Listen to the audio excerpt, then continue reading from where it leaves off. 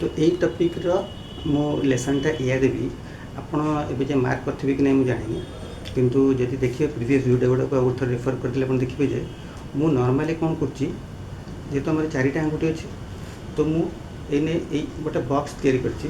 ଏଇ ବକ୍ସ ଯେଉଁଥିରେ କି 1 2 3 4 ଆଙ୍ଗୁଠି ଯେଉଁଠି ମୋର କାମ କରୁଛି, ମୁଁ ସେତିକ ଭିତରେ ଆପଣଙ୍କର ଏକ୍ସରସାଇଜ୍ ଗୁଡ଼ା ସବୁ ରଖୁଛି।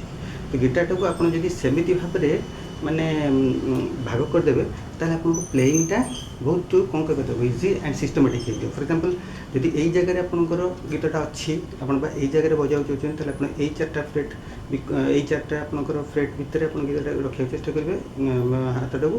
ଏବଂ ଦେଖନ୍ତୁ ଏଇ ଫାର୍ଷ୍ଟ ଫ୍ରେଟ୍ରେ ଫାର୍ଷ୍ଟ ଫିଙ୍ଗର, ସେକେଣ୍ଡ ଫ୍ରେଟ୍ରେ ସେକେଣ୍ଡ ଫିଙ୍ଗର, ଥାର୍ଡ଼ ଫ୍ରେଟ୍ରେ ଥାର୍ଡ଼ ଫିଙ୍ଗର, ଫୋର୍ଥ ଫ୍ରେଟ୍ରେ ଲିଟିଲ୍ ଫିଙ୍ଗର। ତ ଏଇଭଳିଆ କଲେ ଆପଣଙ୍କର ରିଚ୍ଟା ହେବ। ସେଇଭଳିଆ ନେକ୍ସଟ ଯଦି ଆପଣଙ୍କର ଏଇ ଜାଗାରେ ଆସିଯାଉଛି ତ এই 8 ପୁଣି 4ଟା ଯେଉଁଟା ନେବେ ତ ସେଥିରେ ଏଇ first second third fourth finger ଏମିତି ଭାବରେ ସେଇଟା ପକାଇବେ ସବୁତକ ଷ୍ଟ୍ରିଙ୍ଗରେ। ତାହେଲେ କ'ଣ ହେବ ନା ଆପଣଙ୍କର ପ୍ଲେଇଂଟା ମାନେ ଇଜିଲି ହେବ। ହଁ, ତ এইটা ଗୋଟେ ବହୁତ ଇମ୍ପୋର୍ଟାଣ୍ଟ ଜିନିଷଟା। କାହିଁକିନା ଆପଣ ନହେଲେ କ'ଣ ନୂଆ ନୂଆରେ ଆପଣ ଫିଙ୍ଗର ଗୁଡ଼ା ଛନ୍ଦି ହେଇଯିବ। କାହିଁକିନା ଆପଣ ତ ମାନେ ଯଦି ଏଇ ଜାଗାରେ ଏଇ ଫିଙ୍ଗରଟା ଦେବା କଥା ସେଇଠି ଆପଣ ଏଇଟା ଦେବାକୁ ଚେଷ୍ଟା କରିବେ, ଏଇଟା ଦେବାକୁ ଚେଷ୍ଟା କରିଥିଲେ ଆପଣ ହାତର ପୋଜିସନ୍ ଚେଞ୍ଜ ହେଇଗଲେ ଆପଣ ଜାଣିପାରିବେନି ମୁଁ ମାନେ କେଉଁ ଜାଗାରେ ଅଛି ବା କେଉଁ ଇଏରେ। ଏଇଟା ହେଲେ କ'ଣ ହେବ, ଆପଣଙ୍କର ଗୋଟେ ସିଷ୍ଟମ୍ରେ ଆପଣ ପଡ଼ିକି ରହିବେ ଯେ ଆପଣ ଜାଣିଛନ୍ତି ଯେ ମୋର ଏଇ ଜାଗାଟା ଫାର୍ଷ୍ଟ ଫିଙ୍ଗରଟା ମୋର ଏଇ ଜାଗାରେ ଅଛି, ତାହେଲେ ଆପଣ second finger third finger fourth ଫିଙ୍ଗରଟା ଅଟୋମେଟିକାଲି ନେକ୍ସଟ ଫିଙ୍ଗର୍ସ ଗୁଡ଼ା ଭିତରେ ପଳାଇବ। ତ এইটা ଆପଣଙ୍କର ମାନେ ପ୍ରାକ୍ଟିକାଲରେ ଆଜିର এইଟା ଆପଣଙ୍କୁ ମୁଁ ଶିଖୁଛି। ତ ତେଣୁକରି ଆପଣ ଗୋଟେ କାମ କରିବେ, ଯେମିତିକି ମୁଁ ଆପଣଙ୍କୁ ଆଉ ଗୋଟେ ବି କଥାଟା ଏଇ ଜାଗାରେ ମୁଁ କହିଦେବାକୁ ଚାହୁଁଛି। ଦେଖନ୍ତୁ ଏଇ ଫ୍ରେଟ୍ରେ ଆପଣ ଚେଷ୍ଟା କରିବେ ସଦାବେଳେ ଏଇ ଫ୍ରେଟ୍ରୁ ମନେକର ଏପଟକୁ ଯାଉଛନ୍ତି ତଳକୁ,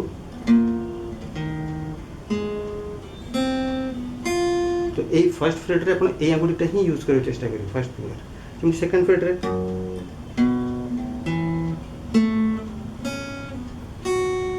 थर्ड फ्रेट रे गोटे चेष्टा करेंगे,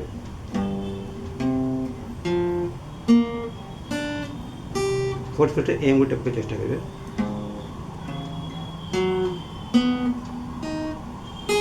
এটা কাহিঁকি এত ইম্পর্টান্ট ମୁଁ ଆପଣଙ୍କୁ ଯାଉ এই ଆଙ୍ଗୁଠିଟାକୁ କାଣି ଆଙ୍ଗୁଠିଟାକୁ ଆପଣ ଚେଷ୍ଟା କରିବେ ୟୁଜ୍ କରିବା ପାଇଁକା। କାହିଁକିନା ପ୍ରଥମ ଏଇ ଆଙ୍ଗୁଠିଟା ଆମର ଏତେ ଷ୍ଟ୍ରେନ୍ଥ ନଥାଏ, ଆମେ ଏଇ ଆଙ୍ଗୁଠିଟାକୁ ବେଶୀ ୟୁଜ୍ କରୁନାହୁଁ କୌଣସି ପ୍ରକାର ମାନେ ଏମିତି ପ୍ରେସର୍ ଦେଇକି କାମ କରିବା ପାଇଁକା। ତ ଏଇଟା ପଡ଼ିବାକୁ ହିଁ ଚେଷ୍ଟା କରେନି, ଏଥିରେ ସାଉଣ୍ଡ ହିଁ ଆସିବାକୁ ଚେଷ୍ଟା ମାନେ ହେବାକୁ ମାନେ ହୁଏ ନାହିଁ।